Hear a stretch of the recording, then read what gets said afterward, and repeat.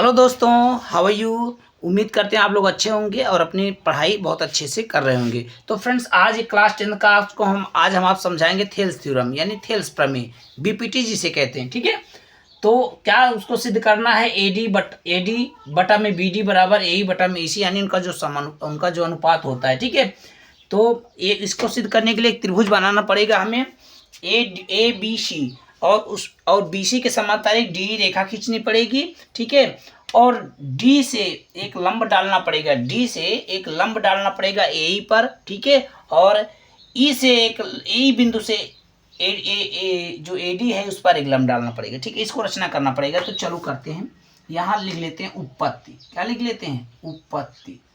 ठीक है, यहाँ से हल कर देते हैं, हम हल करते हैं। उत्पत्ति बिंदु डी से लिखेंगे बिंदु, ठीक है, बिंदु डी से, ठीक है, बिंदु डी से ए भुजा पर। ठीक है, बिंदु डी से ए भुजा पर लंब डाला। ठीक है, ऐसे लिखो या ऐसे लिख दो। ठीक है, इसका जो लंब डाले नाम रख दो, इसका नाम क्या रख दो? इसका एफ, इसका जी। ठीक है, ओके, ठीक है, ठीक है। तो क्या डाला? डीजी। क्या इसको कह सकते हो?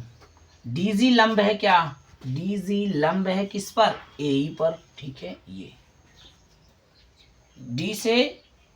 डी से ना, बिंदु डी से ए पर लंब डाला, तो डीजी जो होगा वो लंब होगा ए पे। फिर तो क्या लिख सकते हो? फिर पुनः बिंदु ई से, फिर पुनः, यानी आप पुनः लिखेंगे, पुनः बिंदु ई से एडी भुजा पर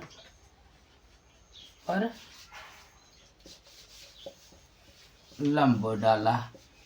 या इसको ऐसे भी लिख सकते हैं कि EF जो है लंब है किस पर? AD पर। किस पर है? AD भुजा पर। ठीक है, इसको शॉर्टकट में ऐसे भी लिख सकते हैं, मैंने दोनों तरीका बताया। ठीक है, अब चलते हैं, अब त्रिभुज ADE में चलते हैं। त्रिभुज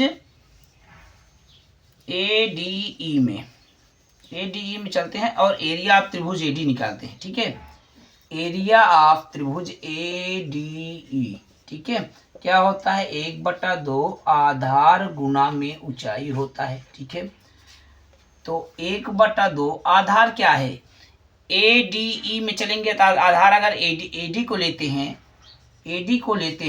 ठीक है, तो आधार गुणे AD अगर आधार होगा तो ऊंचाई EF होगा, तो EF हो गया। ठीक है, क्या होगा? EF। ठीक है, ये आपका इक्वेशन नंबर 1 बन गया। ठीक है, अब चलते हैं एरिया ऑफ त्रिभुज AD में ही। ठीक, फिर से पुनः त्रिभुज उसी में, पुनः त्रिभुज ADE में वीडियो में दिख रहा होगा, दिख रहा है। ठीक है, तो एरिया ऑफ त्रिभुज AD निकालेंगे, एरिया ऑफ त्रिभुज ADE। ठीक है, तो होता है 1/2 आधार गुणा ऊंचाई। ठीक है, तो 1/2 आधार AE को मानेंगे तो ऊंचाई क्या हो जाएगी? जब ए को आधार मानेंगे ऊंचाई DG हो जाएगी। ऊंचाई क्या हो जाएगी? DG। Equation number 2। ठीक है, ये हो गया। अब इसमें आ गए, अब हम एक आपको दिखाने का प्रयास करेंगे, ये वाला। ठीक है, यहाँ एक त्रिभुज बनाते हैं हम, आपको उसमें से एक साइड में दिखाएंगे आपको बनाकर, तो उसमें आप अच्छे से भली भांति जान जाएंगे। जैसे यहाँ पर देखना, थोड़ा सा बनाएंगे, यहाँ पर देखो, जैसे ये वाला, ये है त्रिभुज, ये है ना, ध्यान से देखना। अब हम इसमें चलेंगे, जो यहाँ से हमने यहाँ मिलाया है, जो यहाँ, और देखना, दूसरे से दिखाते हैं, और इस वाले त्रिभुज में चलेंगे, इस वाले त्रिभुज में ध्यान से देखना। ठीक है, ठीक है, अब चलते हैं त्रिभुज BDE में ना। ये मान लो क्या था? ये D है, ये E है, ये B है, ये क्या है? C है। अब BDE में चलेंगे, इस वाले में। ठीक है, अब पुनः लिखेंगे, अब पुनः त्रिभुज, अब पुनः क्या, ऐसे लिखो डायरेक्ट, अब त्रिभुज BDE में किसका निकालेंगे, एरिया ऑफ त्रिभुज BDE, ठीक है। तो 1/2 आधार गुणा में क्या होता है, ऊंचाई होता है, ठीक है। दिख रहा है, दिख रहा है साफ साफ।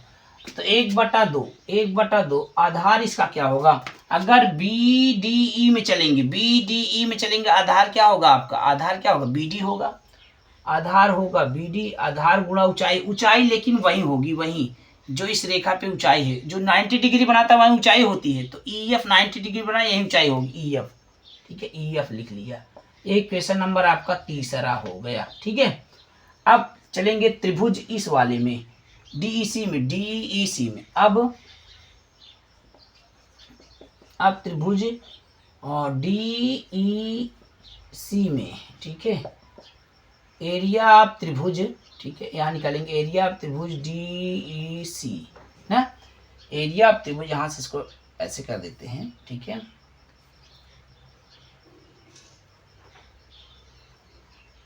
एरिया ऑफ त्रिभुज DEC में क्या लिखेंगे, 1/2 आधार गुणा में ऊंचाई, 1/2 आधार क्या होगा, DEC में आधार क्या होगा, EC होगा, EC लिख लो, आधार गुणा ऊंचाई, ऊंचाई वही होगा जो इस पूरी रेखा पे है, जो 90 डिग्री बना है, DG क्या होगा, DG लिख लो आप, इक्वेशन नंबर 4, ठीक है। अब हमें ध्यान देना है, भाग किस वाले से देंगे, ध्यान देना, जो ये लंब डाला था यहाँ, इस वाले, ठीक है, यहाँ से इस वाले लंब में भाग देना है, इस वाले से, ठीक है, ध्यान देना। तो चलो भाग देते हैं, लिखेंगे, ठीक है, जो समीकरण पहला बना था उसमें भाग देंगे समीकरण किससे, तीसरे से, लिखेंगे एरिया ऑफ, यहाँ देखो, एरिया ऑफ त्रिभुज ADE, एरिया ऑफ त्रिभुज, समीकरण ऐसे है तो समझ में ज़्यादा आपको समझाने के लिए मैं आपको और अच्छे से बता, समीकरण 1 में लिखेंगे, समीकरण आपका है कहाँ, मैं यहाँ थोड़ा सा रेड करूँगा, रेड से आप देख जाएंगे, ये समीकरण हमारा क्या है, 1 है, और ये समीकरण 2 है, ये समीकरण 3 है, ये समीकरण 4 है। अब दिख रहा है, ठीक है, अब दिख रहा है।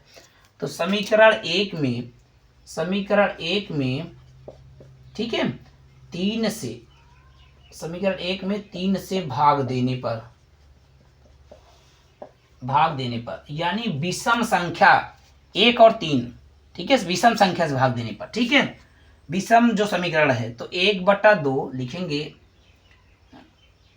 ये है ना, 1/2 एक AD गुणे EF, ये वाला है, देखो ये दिख रहा है, 1/2 AD गुणे EF लिख लिया पहला समीकरण। भाग देते हैं तीसरा से, तीसरा कहाँ है, यहाँ है, 1/2 BD गुणे EF, ठीक है।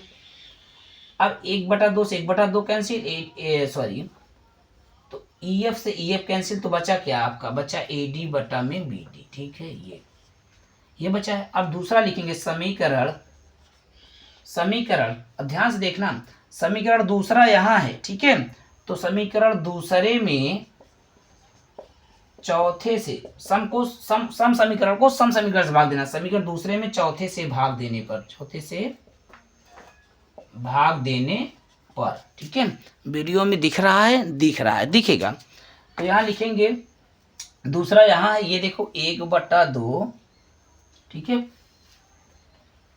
1/2 AE गुणे DG भाग देते हैं, और चौथा कहाँ है, चौथा ये है, 1/2 EC गुणे DG, ठीक है, देखते हैं मिल रहा है, ये देखो दिख रहा है, बोर्ड में आ रहा है बहुत अच्छे से, 1/2 DG से DG कट गया, तो आ गया AE, ठीक है, बटा में EC।